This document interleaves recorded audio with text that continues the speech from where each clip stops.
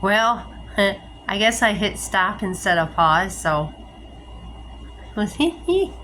So continuing, part 5. Here is the strawberry.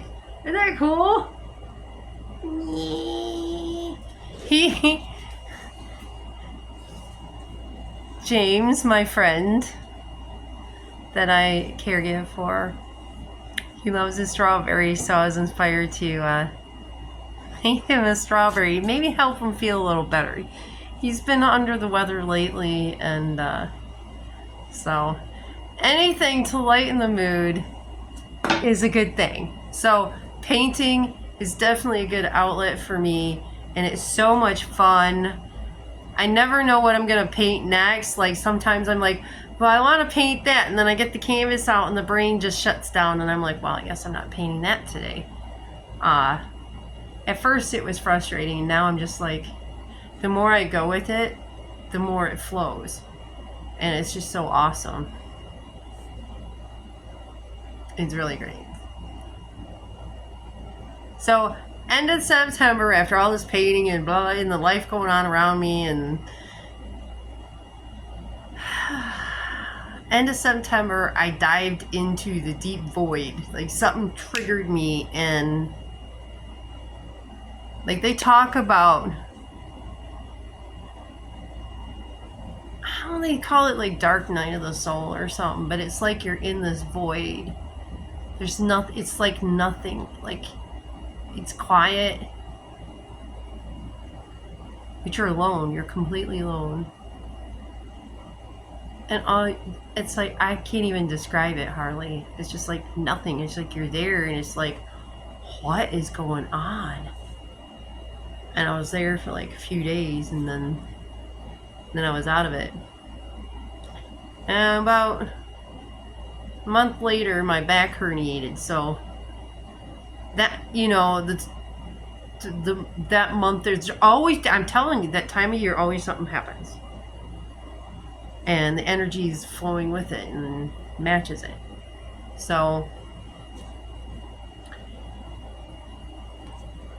and that last January, now we're up to last January, that energy was so high. As soon as January 1st hit, it was like I can't, how do I describe that? It was like I was falling, but nothing was underneath me, and it was just constant. Like I couldn't ground. I couldn't, for 2 weeks. I mean, it was so strong. I just felt it just, I couldn't ground. I couldn't feel that. And then I got to the point where finally it just, you know, because for me, when it's that high, it feels like anxiety. So I think that's why I felt like I was falling, because it was right here. It's just, you know.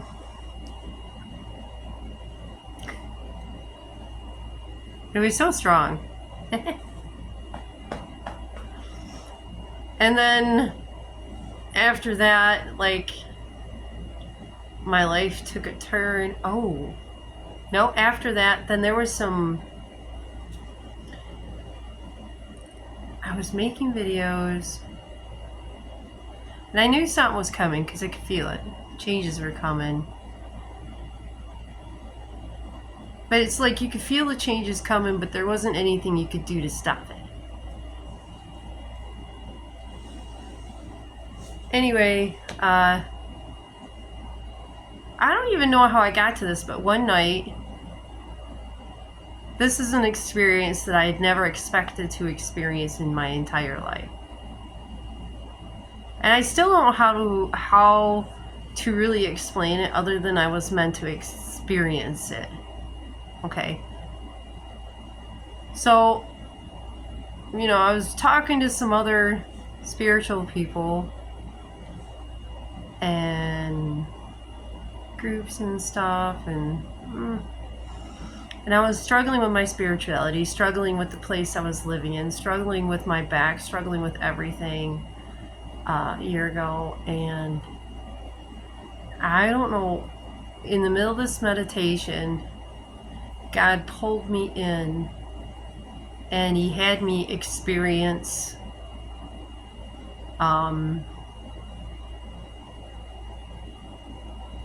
what would be called, I guess, when Jesus was on the cross. I don't like the word crucifixion, but I experienced like being on the cross. I experienced what he experienced being on the cross. But not first though, I experienced what it would have been like to be like his mother or something on the side. I felt that pain, like it was so deep and so heavy and then to go from that to on the cross and feeling that in the pain of the world, and then I felt all the struggle. Like there's so much pain and struggling in the world. All I could do was like cry and sob, and like I felt like I was losing my mind and like, what is this? Why am I, how, I mean, I never asked to experience that. And you know, it's not like, I don't know, it was so powerful, just feeling the pain of that moment for both sides, and then just realizing that, you know, even though he was on there, he felt the pain of the world, and there's a lot of pain in this world right now. So my daughter thought I was insane because I'm on the porch crying and sobbing because there's so much pain in the world, and I felt it all at once. Like it was, how you couldn't help but cry. And it isn't like I chose that time for this to happen. God chose that moment. And it was so powerful. I'm like, oh my God,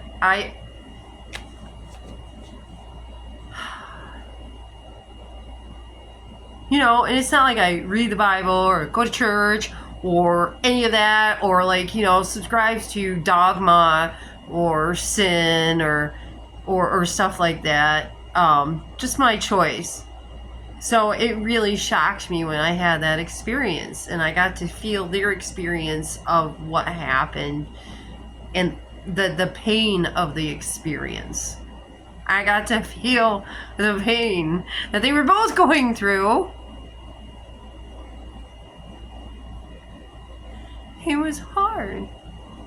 I mean, you imagine standing there and watching, like if it was your son up there, can you imagine a mother watching a son being hurt and he didn't do anything wrong?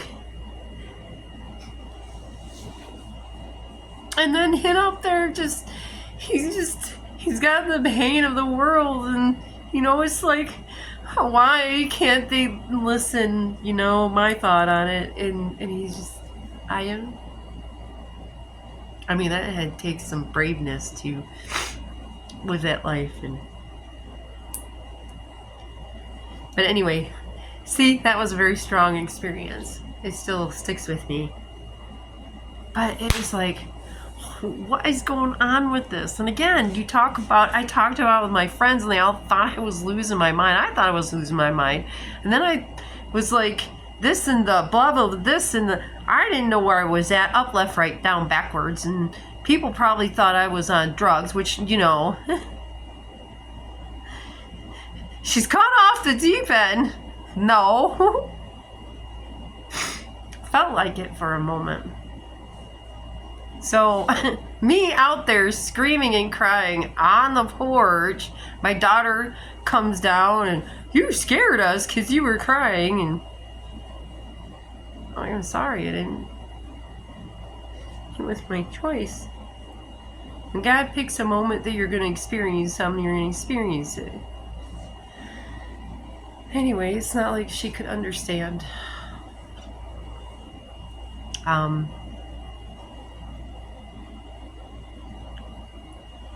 So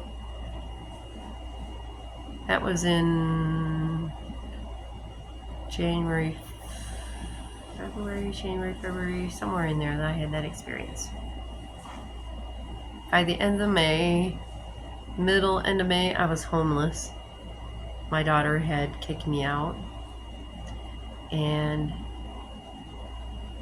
all I was left with was faith. I mean, it was traumatizing. I didn't know where I was going to be from day to day, and I had to rely on my faith that God is always taking care of me, and God would take care of me even though I didn't have a place and I didn't have anything, and my back was still hurting, and I couldn't work, and I didn't know how to provide for myself, and now I was homeless with no vehicle and 2 bags of clothing. That's all I was left with. I don't mind that part.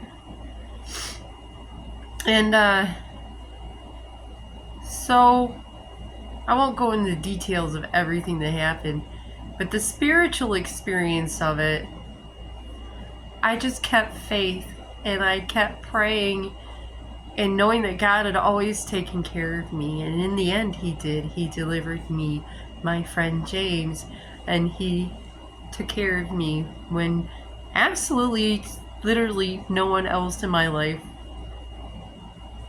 would help in that way. Just like, oh, you're on the street, bye, you know. I'm too busy, I'm working, I don't have any time for you. You've done all this stuff for me, but I have absolutely no time for you. Not one of my friends. It had to be somebody that I had just met that I barely knew is the one that helped me. Strangers helped me. Strangers helped me have a place the last week I was there before I moved down here. Strangers helped me get to the airport. Not anybody I knew, not one friend. Strangers stepped up with a heart and helped me. God was working. See? Faith worked. Instead of going into the, it was hard. I was like, what happens in this world? What's going on? I mean, I know there's still love out there. Oh my gosh. And and then I ended up down here and turned into a caregiver. I kind of got myself lost. Like, after that, I was kind of lost for a while.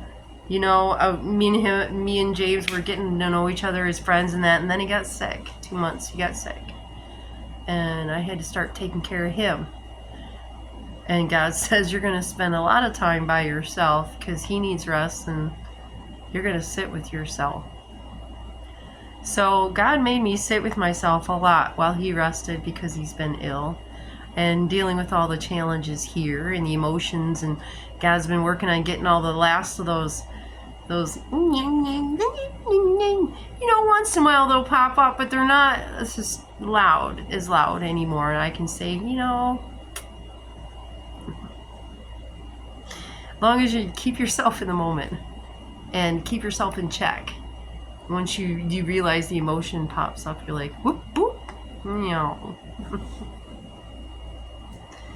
Anyway, it's trying to think. Lots of alone time. I call it my cave of silence. God had me in a cave of silence. I didn't make any videos. I got off of Facebook for at least a couple months, and then rarely ever was on there. I disconnected from my old Facebook, and I just completely walked away from everybody. I was so disappointed in the world and everybody that I knew. Like, you got a friend, a person in your life that is severely struggling and is homeless and and they can't work because they're back, and nobody will help you. I mean, I applied for, disability, and that's what you do. But I still pray for full healing. Everything is getting better, so I'm not worried about that. It's hard talking about vulnerable things. It really is, sometimes. You want to talk about, like, along the spiritual journey and the back and dragging yourself upstairs in tears, and I pray to God that no one else has to go through herniated back. It's the worst pain ever. Compared to labor pain, it's worse. Mine was. I had 2 discs that were herniated. And I'm telling you what, as far as a spiritual experience, it brings you into the moment and it stops you. When God wants you to halt and slow down, He's going to do it. And that really probably was the only way to stop Dawn.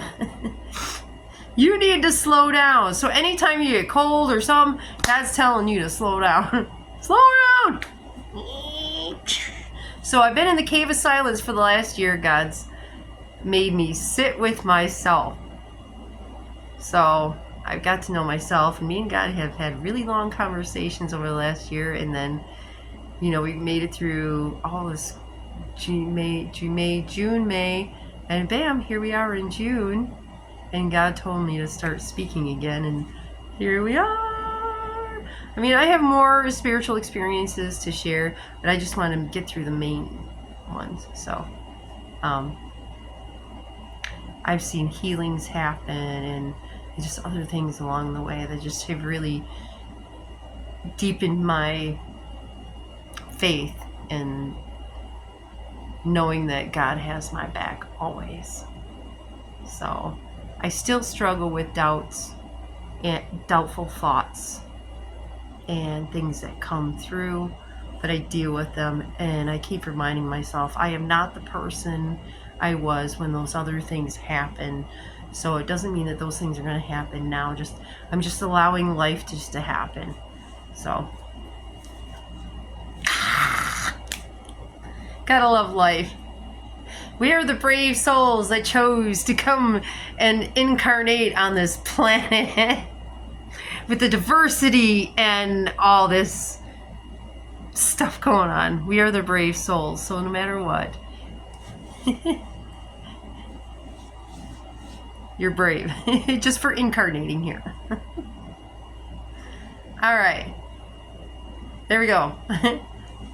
Love, light, namaste, and I'm making it through life. Oh, this ascension is killing me. No. Some people do quit. You know, ascending's not for everyone. Climbing the mountain of self is hard in this body when all the programming and the baloney in the head is mine.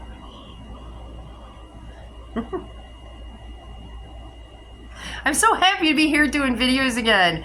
I'm just a year of not doing them, and I so enjoy making the videos. I turn it on and I have so much to say. I always worry before the video that I won't have anything to say, and I'm like, oh, Dawn, you know better. Spirit has lots to say through me. I love talking, so if you're listening and you enjoy this, thank you for sharing these moments with me, because what else have I got to do? Hopefully in sharing these things, it'll help others going through the same thing. So it's like, really, what to talk about next? Come on. I have so many things in there I'd like to talk about. It's like, I want to talk about this, that. So we'll see. Not sure what my next video is going to be about, but something to do with the soul and my soul experience, maybe. Probably. It's always about the soul experience, no matter what, you know. Alright, well, here we are. June. Bam. Ascension full force. Bam. I'm back making videos after a year. You know. God says, make it. When I make it, he said, the right person will hear it. And like before, it's like, if only one person sees this video, and it's meant for them. Yay! Spirit says to make them, I make them. Spirit says to paint, I paint. And he tells me to write, I write. Alright, listen to your intuition. That's why you do it, right? Gifts, listening, and then, you know, you can hear God when he gives you instructions, and it makes life so much easier. Alright. Love you all. Have a good day. Thank you for spending this crazy time with me. Thank you for taking your time and listening to these videos. I hope they help. And, you know, do what you're inspired. Do what's in your heart. That's what we should be doing. That's what we should be teaching kids. Following here instead of programming them. But We're learning. Have a good day. Namaste. You are loved. Remember, you're never alone. Angels, spirits, everything is always with us. So, and God knows your heart. So ask, ask, ask. Love you all.